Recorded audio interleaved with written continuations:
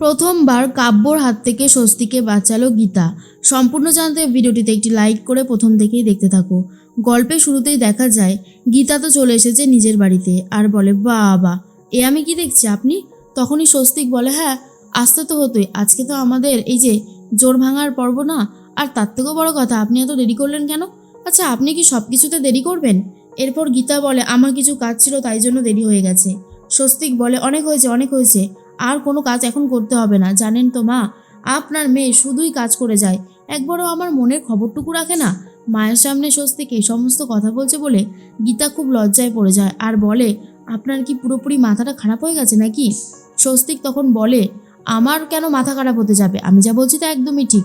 এরপরেই গীতার জন্য ভাত ডাল পেঁয়াজ লঙ্কা সব সাজিয়ে নিয়ে চলে এসেছে স্বস্তিক আর বলে, নিন নিন নিন খেয়ে নিন, আমি তো প্রতিজ্ঞাবদ্ধ, আগে তো স্ত্রীরা স্বামীদেরকে খাওয়াতো, এখন স্বামীরা স্ত্রীকে খাওয়াবে, আর এটা আমি একেবারে পণ করেছি। আপনার খাওয়া না হলে আমার খাওয়া হবেই না। গীতা বলে, শুরু করলেন তো, দেখুন আমার এসব ভালো লাগছে না। তখনই গীতার মা বলে, তুই কোথায় গেছিলিস? গীতা বলে, কেন? আমার যেখানে যাওয়ার জায়গা আমি সেখানেই গেছিলাম, কোর্টে গেছিলাম। এর মধ্যেই স্বস্তিক বলে, আপনার মেয়ে সবসময় কোর্ট কাচারি গুন্ডা এসবই করে বেড়ায়, তবে আমার তাতে কোনো আপত্তি নেই, আমি এসবে নিয়েই মানিয়ে নিতে জানি। এ কি এরকম মুখ বেজার করছেন কেন, দাঁত কিরমির করছেন, আপনার কি কৃমি টৃমি হয়েছে নাকি? এরপরেই গীতা বলে, তবে রে আমাকে সমস্ত বলা। এরপর দুজন মিলে খুনসুটি করতে করতে বিছানার উপর গিয়ে পড়েছে। আর তখনই স্বস্তিক গীতার ওপরে পড়েছে, আর এই অবস্থায় পদ্ম তাড়াতাড়ি করে কয়েকটা ছবি ঝটপট করে তুলে নেয় আর বলে, এই যে তোলা হয়ে গেছে। গীতা বলে, এ কি, এই ছবিটা তুলেছিস কেন পদ্ম? স্বস্তিক তখন বলে, কেন তুলবে না, এই ছবিটাই তো আমি সোশ্যাল মিডিয়াতে ছাড়বো, আর বলবো তুমি আমার প্রথম প্রেম, তুমি আমার ভালোবাসা, তুমি আমার সব। গীতা বলে, আবার শুরু করলেন তো? এর মধ্যেই গীতার মা বলে, আমি জানি বাবা, তুমি আমার মেয়েকে খুবই ভালোবাসো, সেটা আমি খুব ভালো মতন বুঝতে পারি, কিন্তু বাবা, তোমার বাবা যে এসেছিল আর বলল তোমাকে ডিভোর্স পেপারে সই করে দিতে, তুমি ডিভোর্স পেপারে সই করবে না তো? কারণ তোমাকে তো আমি চিনি। আর তখনই স্বস্তিক বলে, আপনি কি ভাবছেন বলুন তো শাশুড়ি মা? আচ্ছা আপনি যদি আমার প্রেমিকা হতেন আর আমি যদি আপনাকে ভালোবাসতাম, আমি বাবার কথা আপনাকে ডিভোর্স দিয়ে দিতাম? না না, এটা কখনোই হবে না। স্বস্তিকের এই ছেলে মানুষগুলো দেখে, ছেলে মানুষই কথাগুলো শুনে গীতা রীতিমতো হাসতে থাকে। স্বস্তিক তখন বলে, আমি গীতাকে ভীষণই ভালোবাসি, ওকে ছাড়া আমার জীবন অসম্পূর্ণ, তাই ওকে ডিভোর্স দেওয়ার কথা তো আমি স্বপ্নেও ভাবতে পারি না, বিশ্বাস করুন। আর তখনই গীতা বলে, হয়েছে, আপনিও না সত্যি বাবা পারেনও বটে। এর মধ্যেই গীতার কাছে একটা ফোন এসেছে আর কেউ একজন ফোন করে গীতাকে থ্রেট করতে থাকে আর বলে, আপনি দেবরূপার কেসটা থেকে সরে যান, রিস্টার গৃহবধূর কেসটা থেকে আপনি সরে না গেলে আপনার জীবনটা কিন্তু অতিষ্ঠ করে ছেড়ে দেব। আর তখনই গীতা বলে, কে বলছেন? সাহস থাকলে সামনে এসে থ্রেট করুন, আমিও দেখতে চাই যে আপনাদের কত সাহস আছে। তখন ফোনটা কেটে দেয়। স্বস্তিক বলে, কি হয়েছে, আপনি কার সাথে কথা বলছিলেন? গীতা বলে, কেউ একজন ফোন করেছিল, ফোন করে আমাকে থ্রেট করছে, আমাকে থ্রেট করে কোনো লাভ হবে না। এই সমাজে আমি যতদিন বাঁচবো মাথা উঁচু করে বাঁচবো, কোনো অন্যায়কারীকে অন্যায় করতে দেব না, আর যারা অন্যায় করবে তাদেরকে শাস্তির ব্যবস্থা করবে এই গীতা এলএলবি। এর মধ্যেই দরজা খুলে দেখে চলে এসেছে কাব্য। কাব্যকে দেখার পর তখনই গীতা বলে, এ কি, আপনি আমাদের এই গরিবের কুঠিরে? তখনই বলে কাব্য, কি করব বলো, আমার মূল্যবান একটা জিনিস তোমাদের এই গরিবের কুটিরে যখন রয়েছে, তখন তো আমাকে এখানে আসতেই হবে।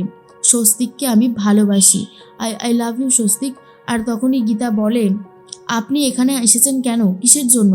আর অন্যদিকে গীতার মা বলে, তুমি জানো না যে স্বস্তিক বিবাহিত, তারপরেও এই কথাগুলো কোন সাহসে বলছো?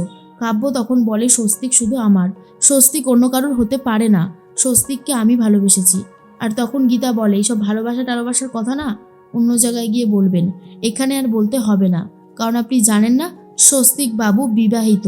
আর কথাটা শোনার পর স্বস্তিকের ভীষণই ভালো লাগে, কারণ গীতা যে এইভাবে কাব্যর মুখোমুখি দাঁড়িয়ে এই কথাগুলো বলবে, স্বস্তিক সেটা কখনোই ভাবতে পারেনি। আর কাব্য তখন বলে, তোমার আর স্বস্তিকের বিয়েটা কি আদৌ হয়েছিল? কোথায় হয়েছিল? কে সাক্ষী ছিল? বলো, কোন দিন তোমরা বিয়ে করেছিলে? কি হলো, চুপ করে আছো কেন? গীতা বলে, আমি কোন দিন কি করেছি সেটা আমি আপনাকে বলতে যাব কেন? আপনাকে বলার জন্য আমি একদমই আগ্রহী নই। যখন যেখানে প্রমাণ দেওয়ার সময় আমি ঠিক দিয়ে দেব, চলে আসবেন সেখানে। এখন প্লিজ আপনি এখান থেকে যান। এই বলেই কাব্যকে তাড়িয়ে দেয়। অন্যদিকে সাত্বিক ফোন করেছে গীতাকে আর বলে, এই যে গীতা, তুমি যত যাই করো না কেন, একটা কথা জেনে রাখবে, তোমার সাথে যে স্বস্তিকের বিয়েটা হয়নি সেটা কিন্তু আমি জেনে গেছি। ইয়েস, আমি সেটা খুব ভালোভাবে জেনে গেছি। তুমি যত যাই বলো না কেন, তুমি তো বিয়ে করোনি স্বস্তিককে, আর এটা আমি সবার সামনে প্রমাণ করে দেব। আমি তোমাকে ভালোবাসি, তোমাকে আমি বিয়ে করব। তখনই গীতা বলে, এই যে ভাসুর ঠাকুর, নিজের মুখটাকে একটু কন্ট্রোল করুন, বুঝেছেন? আপনি হয়তো এই গীতাকে এখনও চিনে উঠতে পারেননি, চিনতে হয়তো অনেকটা সময় লেগে যাবে। আপনি চেনেন না আমাকে, মুখ সামলে কথা বলুন। বলেই ফোনটা কেটে দেয়। গীতা তখন বলে, মা আমি এক্ষুনি আসছি, বলেই বেরিয়ে যায়। তখনই স্বস্তিক বলে, ব্যাস, আমার বউয়ের দায়িত্ব শুরু হয়ে গেছে। কি বলবো বলুন শাশুড়ি মা, এই কষ্ট আর কোথায় রাখবো? বাড়িটাকে এখন কোট বানিয়ে দিয়েছে বাবা আর গীতা, দুজন মিলে যা করে। তবে আমার গীতার কথাগুলো খুব ভালো লাগে, এই গীতাই পারবে সমস্ত কিছু ঠিক করে দিতে। আর অন্যদিকে গীতা চলে গেছে সেই দোয়েল পাখির বাড়িতে, অর্থাৎ ক্ষিতীশ বাবুর প্রেমিকা, আর যার জন্যই ক্ষিতীশবাবু তার স্ত্রী দেবরূপাকে হত্যা করেছিল। এরপর দোয়েল তখন বলে, এ কি, আপনি কে এই বাড়িতে? তখনই গীতা বলে, আমার পোশাক দেখে কি মনে হচ্ছে? আমি একজন অ্যাডভোকেট গাঙ্গুলি। আপনার সাথে আমার কিছু কথা আছে। ক্ষিতীশবাবুকে আপনি কতদিন ধরে চেনেন? কি সম্পর্ক ক্ষিতীশবাবুর সাথে আপনার? তখনই দোয়েল বলে, সে সমস্ত কথা আমি আপনাকে বলতে যাব কেন? আর তাছাড়া এই সমস্ত কথা আপনি কেন বলছেন আমাকে, কিসের জন্য?